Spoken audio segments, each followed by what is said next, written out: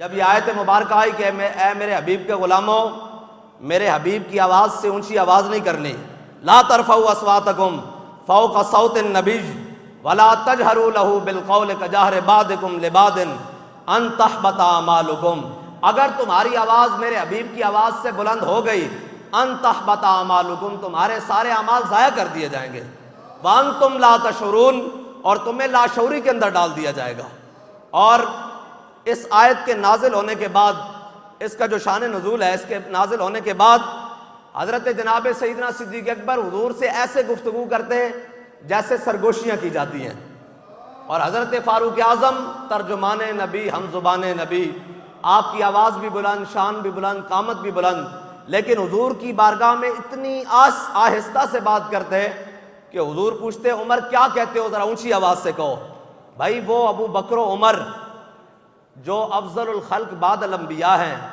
حضور کی بارگاہ کا ادب جانتے ہیں۔ میں اور آپ کلمہ پڑھنے کے بعد ہمیں نہیں پتا کہ حضور کا ذکر کیسے سننا ہے۔ بھائی ہم رسمن ذکر کرنے والے نہیں ہیں، ہم یہاں رسمن نہیں آئے،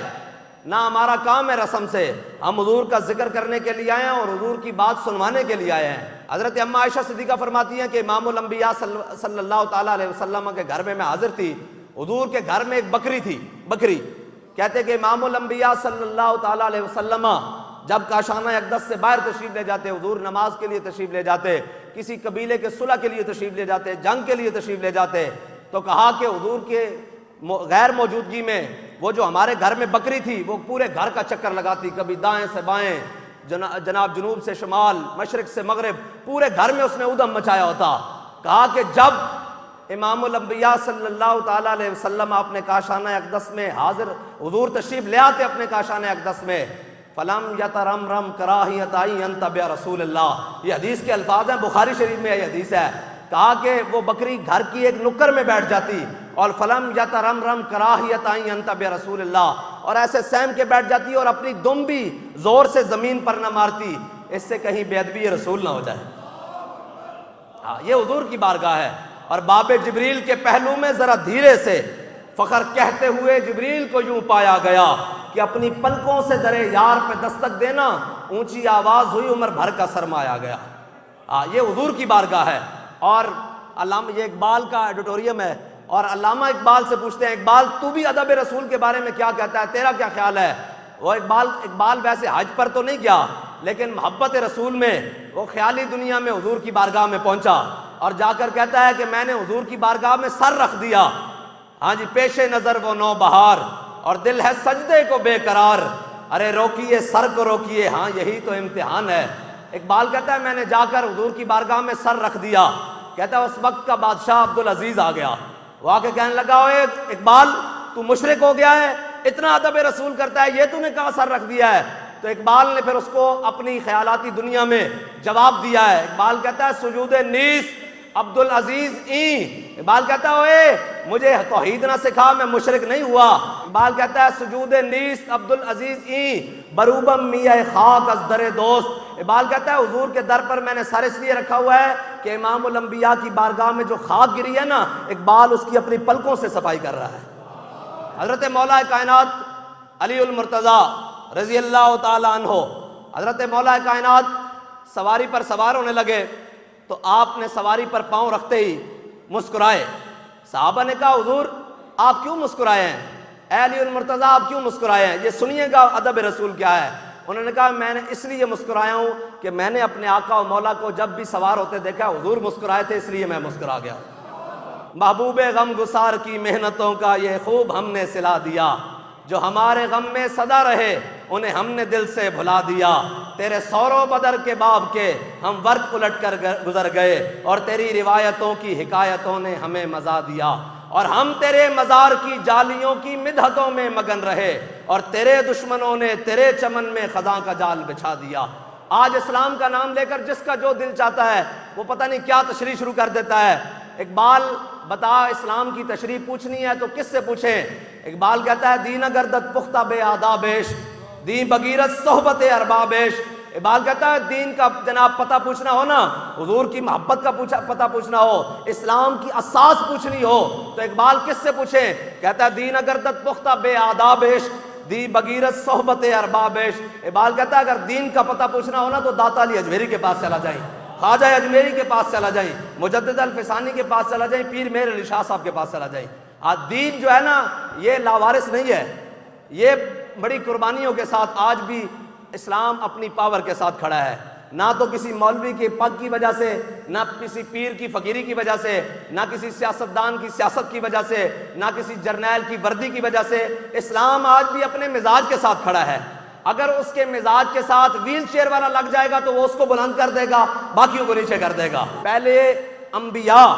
اللہ کی بارگاہ میں دعا کرتے رہے، یا اللہ ہمیں اپنے اس حبیب کی امت سے بنا جس کا نام اقدس تو نے اپنے نام گرامی کے ساتھ لکھا ہوا ہے، اس حبیب کی امت سے بنا۔ اور وہ انبیاء، اولو العزم انبیاء، وہ دعا کرتے رہے اللہ کی بارگاہ میں، یا اللہ ہمیں اپنے حبیب کی امت میں سے بنا۔ تو آپ اور مجھے یہ اعزاز مفت میں مل گیا ہے، ہم نے کوئی نیکیاں عالم ارواح میں کسی نے کوئی نیکی نہیں کی کہ جناب ہمیں یہ، بلکہ یہاں بڑی عجیب بناتا ہے، حضرت جنید بغدادی بغداد کی گلی میں ایسے گزر رہے، ایک کتا گزر رہا، آپ ہاتھ باندھ کے کھڑے ہو گئے۔ کسی نے کہا حضور یہ جانور ہے، کتا ہے، آپ اس کے آگے ہاتھ باندھ کے کھڑے ہو گئے۔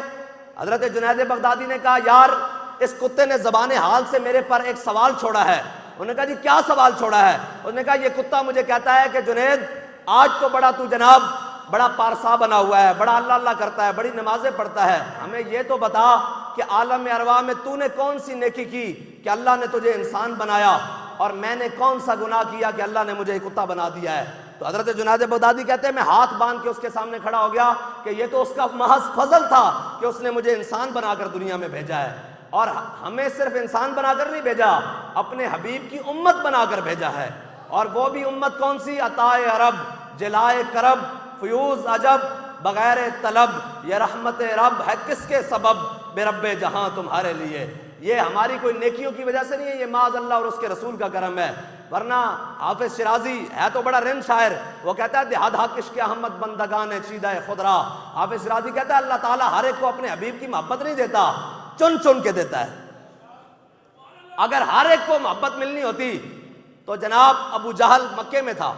ابو لہب مکے میں تھا، عتبہ مکے میں، شیبہ مکے میں، امیہ مکے میں، یہ سارے بیگانے ہو گئے۔ بلال از حبش، صہیب از روم، سلمان از فارس، ابو لہب از مکہ چبل اجابیس۔ بلال کو حبشے سے بلایا اپنے حبیب کی محبت دینے کے لیے، صہیب کو روم سے بلایا، سلمان کو فارس سے بلایا، ابو لہب کو رشتہ دار ہوتے ہوئے بیگانہ کر کے رکھ دیا۔ اللہ تعالیٰ ہر ایک کو محبت نہیں دیتا، چن چن کے دیتا ہے۔ واللہ یختص برحمتہ من یشاء، اللہ جسے چاہتا ہے وہ اپنی رحمت کے لیے خاص کر لیتا ہے۔ اور اللہ کی رحمت ہے کیا؟ اللہ کی رحمت کا مظہر اس کائنات میں سب سے بڑا وہ آقا و مولا صلی اللہ تعالیٰ علیہ وسلم کی ذات ہے۔ حافظ شیرازی کہتا ہے اللہ تعالیٰ ہر ایک کو محبت رسول دیتا ہی نہیں، جس کو دیتا ہے چن چن کے دیتا ہے۔ او ترخانہ دا منڈا ہوئے تے اقبال ہوئے، پڑھیا لکھیا یورپ دا جناب سارا کچھ ہوئے، تے ترخانہ دا منڈا ہوئے، جماعت علی شاہ صاحب سید ہون بڑھے ہون تے جناب جنازے چاہ جان، لوگ کہیں حضور آؤ زیارت کرو چہرے دی، تے شاہ صاحب نے کہا نہیں چہرے دے بند کر دیو، پیر کھولو۔ انہوں نے کہا حضور سید ہو گئے پیر دیکھ دیو، فرمایا خالی ویکھدا نہیں سید جماعت علی شاہ غازی علم الدین دے پیر چمے گا۔ انہوں نے کہا حضور سید ہو کے ترخان دے پتر دے پیر چم دیو۔ انہوں نے کہا اس واسطے چم رہے ہیں کہ ساڈے آقا و مولا دے نال وفا کر کے جا رہے ہیں، اور تو کوئی وجہ نہیں۔ حضرت بشر بن معرور یہ صحابی رسول ہیں، غزوہ خیبر کے موقع پر ہمارے آقا و مولا صلی اللہ تعالیٰ علیہ وسلم غزوہ خیبر میں تشریف لے گئے، خیبر فتح ہوا، حضور اپنے خیمے میں جلوہ گر ہیں۔ اتنی دیر میں امام الانبیاء صلی اللہ تعالیٰ علیہ وسلم کے سامنے ایک بکری کی بھنی ہوئی رستی لے کر آئی گئی، بکری بھنی ہوئی۔ تو امام الانبیاء صلی اللہ تعالیٰ علیہ وسلم جب لقمہ لینے لگے تو وہ دستی کا گوشت خود بول اٹھا، وہ حضور کے سامنے بول پڑا، کہنا یا رسول اللہ مجھے تناول نہ کیجئے گا، میرے اندر زہر موجود ہے۔ حضور نے وہ گوشت رکھ دیا، لیکن حضور کے سامنے یہ صحابی بیٹھے ہیں، بشر بن معرور ان کا نام ہے، حضرت بشر بن معرور یہ صحابی ہیں، انہوں نے وہ لقمہ اٹھا کر منہ میں ڈال لیا۔ جیسے ہی ڈالا تو وہ زہر اتنا تیز تھا کہ وہ زبان سے لگتے ہی وہ تڑپنا شروع ہو گئے۔ تو صحابہ نے انہوں نے کہا کیا حضور نے جب گوشت کا لقمہ چھوڑ دیا آپ نے منہ کے اندر ڈال کر واپس کیوں نہیں نکالا؟ انہوں نے پتہ کیا کہا؟ انہوں نے کہا سامنے رسول اللہ جلوہ گر تھے، اور بشر بن معرور کو یہ گوارا نہیں ہوا کہ حضور کے سامنے ایسے لقمہ نکالے۔ بشر بن معرور جان دے رہا ہے لیکن حضور کی طبیعت پر ناگوار گزارنا یہ بشر بن معرور کو گوارا نہیں۔ یہ ہے بارگاہ رسالت کے آداب۔ صحابی آئے حضور کی بارگاہ میں اور آ کر عرض کی یا رسول اللہ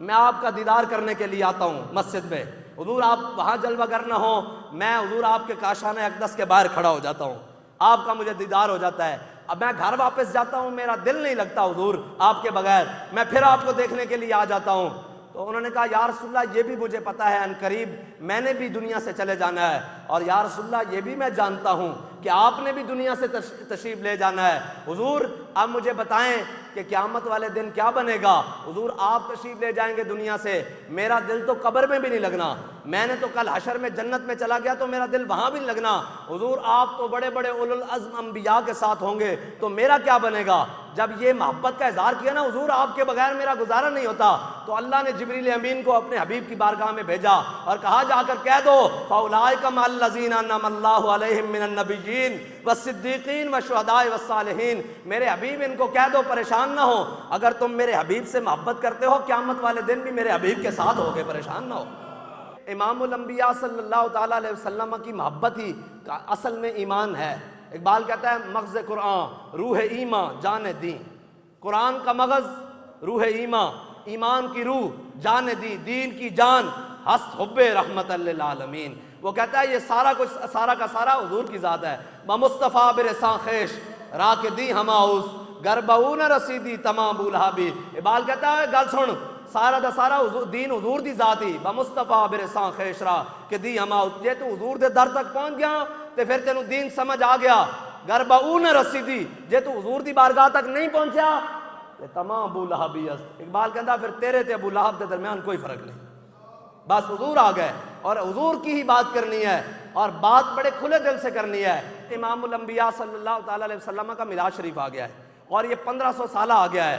1400 سال میں ہم نہیں تھے اور 1600 سال میں بھی ہم نہیں ہوں گے، لیکن کم از کم 1500 سالہ اللہ تعالیٰ نے ہمیں عطا کر دیا ہے۔ میں آپ سے درخواست کروں گا ایک مومنانہ آپ تمام مسلمانوں سے کہ کم از کم 12 ربیع الاول والے دن دنیا کا اور کوئی کام نہیں ہونا چاہیے، صرف ایک ہی بات ہونی چاہیے کہ وہ خود بھی نکلے، اپنے بچوں کو بھی بازار اور گلی کوچے میں نکلے اور پوری دنیا کو یہ پیغام دے سارا کچھ ہم سے لے لو، تم نے مہنگائی کی، ظلم کیے اور جناب ساری بدماشیاں کی، اور جناب کبھی IMF کے نام پر، کبھی FATF کے نام پر، کبھی عالمی بینک کے نام پر، کبھی جناب IPPs کے نام پر ہمارا خون نچوڑ لیا ہے، لیکن یاد رکھ لو ہمارے جسموں کے اندر جب تک جان ہے اور جب تک ہمارے جسموں کے ساتھ روح منسلک ہے، ہمارے دلوں سے تم اپنے آقا و مولا کی محبت نہیں نکال سکتے۔ بس دل کو ہم سمجھا بجھا کے سوئے کعبہ لائے تھے، دل کو ہم سمجھا بجھا کے سوئے کعبہ لائے تھے، اب دل ہمیں سمجھا بجھا کے سوئے جانا لے چلا۔ ہماری تو بات جہاں سے بھی کوئی جمع، اور یہ کہ حضور آ گئے ہیں، جہاں سے بھی کوئی کائنات میں جمع تفریق کر کے لائے گا آگے حضور کی ذات ہے۔ میرے آقا و مولا صلی اللہ تعالیٰ علیہ وسلم نے فرمایا بھی قیامت والے دن احد پہاڑ کو ایسے ہی اٹھا کر جنت میں رکھ دیا جائے گا۔ صحابہ نے کہا حضور پتھر بھی جنت میں جائیں گے؟ حضور نے فرمایا اس لیے کہ احد ہم سے محبت کرتا ہے اور ہم احد سے محبت کرتے ہیں۔ اب بھائی پتھر کا کیا تعلق ہے حضور سے محبت کرنے کا؟ تو اس پر بڑی عجیب بات ہے، ہم نے امیر المجاہدین بابا جی کی بارگاہ میں کہا کہ جی ہمیں بتائیں یہ حدیث پاک کیسے ہے کہ، اور آگے جبل عیر ہے، آپ میں سے جو حاجی گئے ہیں مدینہ پاک، جبل عیر، حضور نے فرمایا یہ ہم سے بغض رکھتا ہے، حضور نے فرمایا قیامت والے دن یہ بھی ایسے اٹھا کے جہنم کے دروازے پر رکھ دیا جائے گا۔ ہیں دونوں پتھر، ہیں دونوں پہاڑ، ہیں دونوں مدینے کی وادی میں، اور ہیں بھی جناب ایک ہی جناب اسی فضا میں، لیکن ایک جنت میں جائے گا اور ایک جہنم میں جائے گا۔ ہم نے کہا جی یہ کیا بات ہوئی، ایک پتھر ہے ایک پہاڑ ہے وہ جنت میں جائے گا، ایک پتھر ہے ایک پہاڑ ہے وہ جہنم میں جائے گا؟ کہا اس لیے کہ جو احد کا پہاڑ ہے نا اس کے دامن میں صحابہ کے گھر تھے، صحابہ کے گھر تھے، اور جب صحابہ نے حضور سے محبت کی تو اس محبت کے اثرات ان پتھروں پر پڑے، اس پہاڑ پر پڑے، یہ پہاڑ بھی حضور سے محبت کرنے لگا اور اس لیے یہ جنت میں چلا جائے گا۔ حضور نے کہا یہ ہم سے محبت کرتا ہے، اور کہا جبل عیر، جبل عیر جو پہاڑ ہے اس کے دامن میں منافقوں کے گھر تھے، منافق، کہا کہ جبل عیر کے دامن میں منافقوں کے گھر تھے، وہ حضور سے بغض رکھتے تھے، ان کے بغض کے اثرات پتھروں پر پڑے، وہ حضور سے بغض رکھنے لگ پڑا۔ یار لوگ کہتے ہیں کہ ہمیں کچھ نہیں ہوتا، میں نے کہا جو حضور سے محبت رکھے اس کی بات سنو، تم بھی حضور سے محبت کرنے لگ پڑو گے۔ اگر تم نے کسی دائیں بائیں والے کی بات سنی تو اگر بغض رسول کی وجہ سے وہ وہ جبل عیر جہنم میں چلا جائے گا تو مومن کلمہ پڑھے اور حضور سے بغض رکھے وہ کیسے جنت میں جائے گا؟ جنت میں تو اسی نے جانا ہے جس میں حضور قیامت والا دن فقط اتنا سبب ہے انعکاس بزم محشر کا کہ شان محبوبی دکھائی جانے والی ہے۔ اللہ تعالیٰ نے قیامت والا دن صرف ایک وجہ سے رکھا ہے، صرف ایک وجہ سے، کہ اللہ تعالیٰ نے اپنا حبیب بھیجا۔ حضرت آدم علیہ السلام سے لے کے جناب عیسیٰ ابن مریم تک سب نے آ کر کہا کہ اللہ کا حبیب آ رہا ہے، وہ خاتم النبیین آ رہے ہیں، وہ اتنی شانوں والا آ رہا ہے، وہ مدثر آ رہا ہے، مزمل آ رہا ہے، وہ اس شان کا مالک آ رہا ہے۔ لوگوں نے کہا چلو آئیں گے تو ہم دیکھیں گے۔ لوگ دنیا گزرتی گئی، دنیا سے جاتے رہے جاتے رہے جاتے رہے، حضور تو بعد میں تشریف لے آئے۔ اب جو پہلے گزر گئے ان کو کیسے پتہ لگنا تھا کہ حضور کی یہ شان ہے؟ ہم تو آج خوش نصیب ہے نا کہ ہمیں تو پتہ ہے کہ صحابہ نے حضور سے کیسے محبت کی، حضور یہ شان لے کر آئے، ہمیں تو پتہ ہے کہ حضور رحمت للعالمین بن کے آئے، لیکن جو ہم سے پہلے گزر گئے ان کو نہیں پتہ لگا کہ حضور کی کیا شانیں ہیں۔ تو اعلیٰ حضرت کہتے ہیں فقط اتنا سبب ہے انعکاس بزم محشر کا کہ اللہ تعالیٰ نے قیامت والا دن صرف اس لیے رکھا ہے، اور رکھا بھی بڑا ڈاڈا ہے، کہ سارے جمع ہو جاؤ، جناب آدم علیہ السلام سے لے کر حضور کے آخری امتی تک سارے ایک میدان میں جمع ہو جاؤ، اور چلو جناب آدم سے لے کر جناب عیسیٰ ابن مریم تک سب کے دروازے پر جاؤ، اولین سے آخرین تک جناب آدم علیہ السلام سے لے کر سارے دروازے پھرے جائیں گے، کوئی ان کی بات نہیں سنے گا، صرف امام الانبیاء سے اپنا دامن رحمت کھول کے کھڑے ہوں گے اور کہہ رہے ہوں گے انا لہا انا لہا انا لہا، تم کہاں تک کے کھاتے پھرتے ہو، اس کام کے لیے تو اللہ نے مجھے چنا ہوا ہے آج کے دن۔ یہ پڑھے لکھے بڑے معزز لوگ ہیں، ان کو ہاتھ اوپر اٹھاتے شرم آتی ہے، ہم ذرا دیوانے لوگ ہیں، ہم تو ہاتھ اسی لیے اوپر اٹھاتے ہیں کہ قبر میں ایک سوال ہونا ہے، وہاں جا کر ہر کسی کا نعرہ جو جس کا کھاتا ہے اسی کا گاتا ہے۔ جب ہم جیل میں گئے تو وہ کہنے لگا آپ کو اس پر سائن کرنے ہوں گے، میں نے کہا کیوں؟ کہتا ہے میری نوکری کا مسئلہ ہے۔ میں نے کہا یار تیری ایک نوکری کا مسئلہ ہے، ایک میری نوکری کا مسئلہ ہے، تو جدھر کا نوکر ہے تجھے تیری نوکری مبارک، ہم بھی اس در کے نوکر ہیں، ہمیں ہماری نوکری مبارک۔ ہم تو صرف یہ نعرہ لگاتے اس لیے ہیں کہ جناب دنیا میں ہم نے رہنا ہے اور حضور کا نام ہی لینا ہے، باقی کسی کا نعرہ نہیں لگانا، اور قبر میں ہم نے پہنچنا ہے تو انہوں نے پوچھنا ہے کہ ما کنت تقول فی حق ھذا الرجل، تیسرا سوال یہی ہے، ما کنت تقول، یہ ماضی استمراری کا صیغہ ہے، بتاؤ دنیا میں ان کے بارے میں کیا کہتے رہتے تھے؟ تو ہم سے پوچھیں گے، ہم کہیں گے ان کے بارے میں پوچھتے ہو کہ قبر میں سرکار آئیں تو میں قدموں میں گروں، اور گر فرشتے سر اٹھائیں تو میں ان سے یوں کہوں کہ اے فرشتوں پائے ناز سے میں کیوں کر اٹھوں، مر کے پہنچا ہوں یہاں اس دل ربا کے واسطے۔ ہمارا تو زندگی کا مقصد ہی یہی ہے، بتاؤ دنیا میں ان کے بارے میں کیا کہتے رہتے تھے؟ تو ہم کہیں گے ہم سے پوچھتے تھے، ہم تو دنیا میں بھی ہاتھ اٹھا کر کہتے تھے یا رسول اللہ ہم دنیا میں بھی حاضر ہیں، قبر میں بھی حاضر ہیں اور آخر میں بھی حاضر ہیں۔